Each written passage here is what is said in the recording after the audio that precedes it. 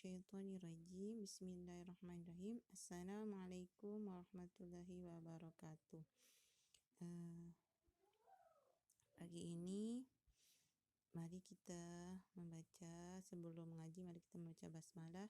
Bismillahirrahmanirrahim. Kak Lili akan memaparkan tempo dan cara membaca Al-Quran. Tempo dan cara membaca Al-Quran. Di dalam Al-Quran telah ditulis waratilil Qur'ana tartila, dan bacalah Al-Quran itu dengan tartil. Quran surat Al-Muzammil. Adapun cara membaca Al-Quran sudah diajarkan langsung oleh Rasulullah SAW dan telah diriwayatkan secara mutawatir oleh para sahabat dan ulama qiraat, sehingga tidak ada cara membaca Al-Quran versi terbaru dari ulama manapun.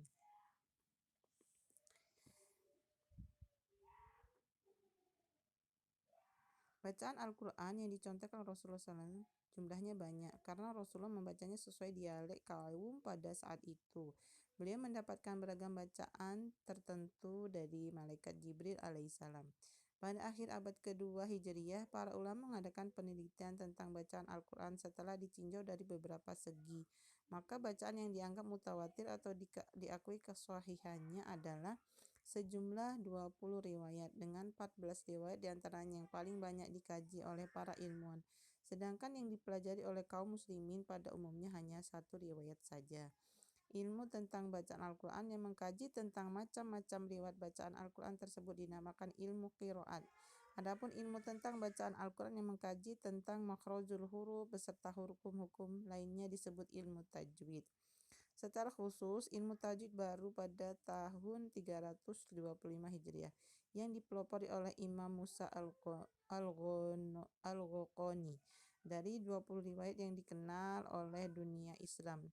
Cara membaca Al-Quran yang diikuti oleh masyarakat Indonesia dan kebanyakan negara pada umumnya ialah bacaan riwayat Imam Hafiz dari qiraat Imam Hashim menurut Thariq Syatibiyah, jalur Imam Syatibi. Di antara riwayat bacaan lainnya ialah riwayat Imam Qalun, Warsy, Qalaf, dan lain-lain.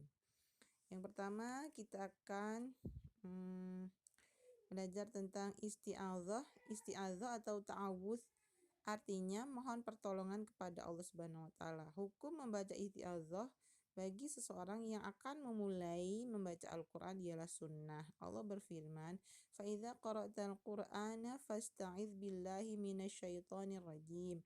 Apabila kamu membaca Al-Quran, hendaklah kamu meminta perlindungan kepada Allah dari syaitan yang terkutuk. Jadi, kita membaca Al-Quran itu juga sering digoda syaitan. Makanya kita harus berlindung kepada Allah dari godaan syaitan yang terkutuk dengan isti'adzah atau ta'awudz.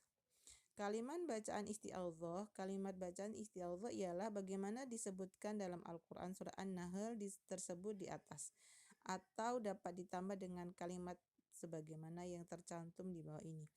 A'udzubillahi minasyaitonirrajim atau a'udzubillahis samiil alimi minasyaitonirrajim.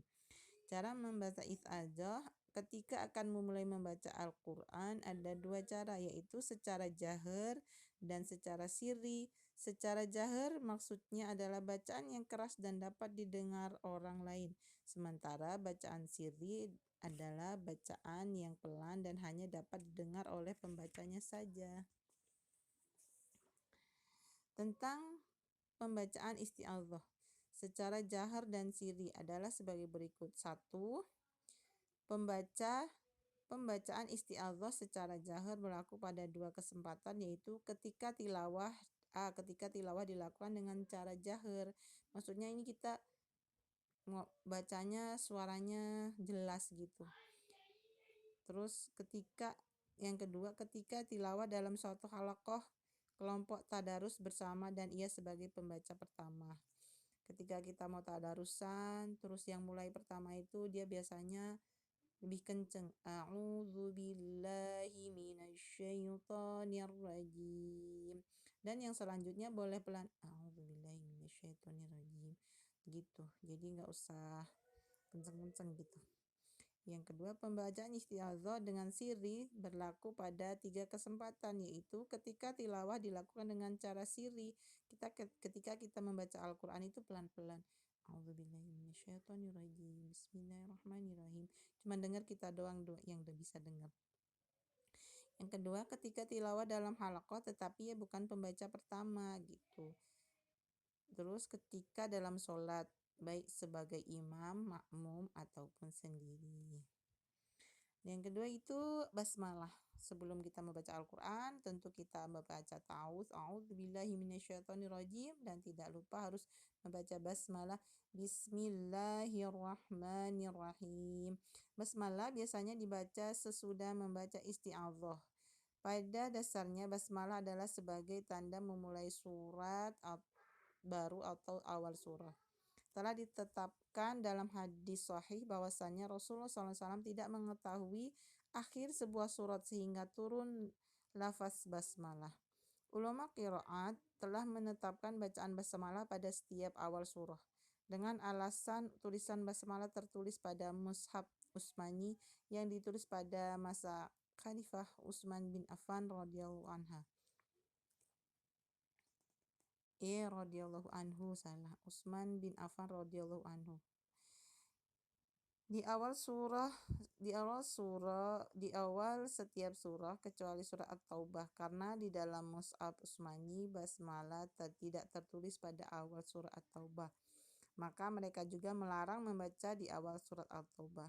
Adapun membaca basmalah di pertengahan surat termasuk pada pertengahan surat At-Taubah hukumnya diperbolehkan, namun juga boleh ditinggalkan. Jadi kalau membaca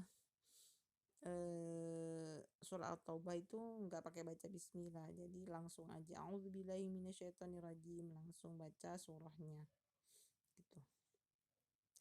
Pembacaan basmalah di awal surah dapat dibaca dengan jahar atau secara sirri, sedangkan pembacaan basmalah di pertengahan surah cukup dibaca secara sirri. Kesalahan umat saat tilawah. Jadi ada juga kesalahan umat sebelum dia itu sering terjadi ketika kita membaca Al-Quran itu, sering kesalahannya gini. Yang pertama itu membaca mantul pada bacaan yang seharusnya tidak mantul, seperti alhamdu menjadi alhamdu gitu contohnya. Alhamdu menjadi alhamdu. Terus fala tadribu padahal fala tadribu gitu. Nih. Terus ini tadhhabun. Harusnya bacanya tadhhabun. Terus ini fa'aghna. Harusnya fa'aghna gitu. Ini mazluman. Harusnya mazluman. Ya. Terus yang kedua, menyambung kalimat disertai jeda sehingga terkesan ada mad. Biasa dilakukan oleh para pemula mengeja. Contohnya gini, kayak kita mikir gitu ya, iyyaka na'budu wa iyyaka nasta'in, padahal iyyaka na'budu wa iyyaka nasta'in. Jadi kayak kita mikir gitu, tapi jadinya panjang. Yang ketiga, membaca mad asli kepanjangan yang seharusnya hanya 2 harokat atau ketukan dibaca menjadi 3 harokat. Contoh, Bismillahirrahmanirrahim. Itu nggak boleh. Itu lahnya kepanjangan. Ini padahal lah itu hanya 2 harokat. Bismillahirrahmanirrahim. Begitu. Yang keempat, tidak teliti pada tanda mad atau bendera yang seharusnya dibaca panjang 4 atau 6 harokat hanya dibaca 2 harokat. Idza ja, harusnya idza jaa. Ini ma'aghna, harusnya ma'aghna. 5. Tidak membaca dengung dengan sempurna karena kurang teliti kadar lama membaca dengung lebih 3 harokat. Contohnya itu Qul a'udzu birabbin nas. Harusnya Qul a'udzu birabbin nas, malikin nas, malikin nas yang benarnya.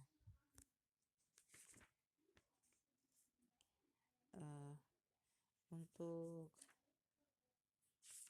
itu teman-teman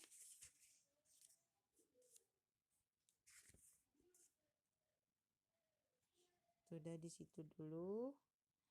Mari kita tutup dengan membaca alhamdulillah. Alhamdulillahirabbil alamin. Istighfar, astagfirullahaladzim, astagfirullahaladzim, astagfirullahaladzim. Doa kafaratul majlis. Subhanakallahumma wa bihamdika asyhadu an la ilaha illa anta astaghfiruka wa atubu ilaik. Semoga kita dapat mempraktekkan membaca ta'awudz basmalah dengan baik dan benar agar kita diridhoi Allah, agar bacaan kita diterima oleh Allah. Maka dari itu, kalau ada penyampaian atau kata-kata yang kurang baik di dalam penyampaian ini, mohon maaf lahir batin. Kita ucapkan Assalamualaikum warahmatullahi wabarakatuh.